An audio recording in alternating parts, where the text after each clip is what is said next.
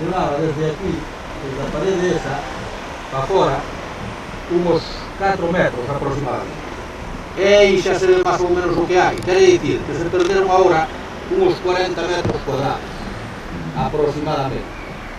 Pero é que antes había outro trozo de 20 metros aproximadamente por abaixo. Entonces o mar veu comendo por abaixo, isto quedou pois moi pendiente, sin luz.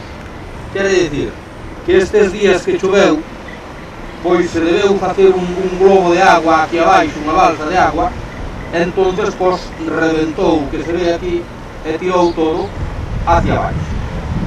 Cando en un principio se fixo aquel muro que se pode ver lá abaixo, un muro pequeniño, que fixo un veciño, que o fixo el, facendo unha pequena solicitud a costas, no cual eu axudei a facelo e tiña ganas en aquel entonces de facer desde lá tamén outro muro hasta aquel para que non caera. Pero claro, estes traballos solicitas hoxe e hasta dentro dun ano máis ou menos non cho dan, ou ano e medio. Entonces, ese tempo pois volveu a caer, eu que sei, outra vez máis. Aquí está caendo constantemente.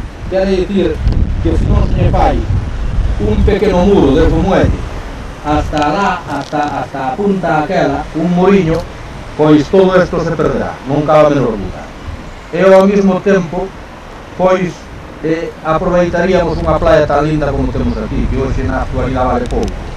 Algún día foi unha playa desas, das milloriñas que se podían ver por hoxe. É unha pena que non se tomen unhas pequenas medidas e non se faga, xa digo, un pequeniño muro por aí para que aguante todo. Nada máis.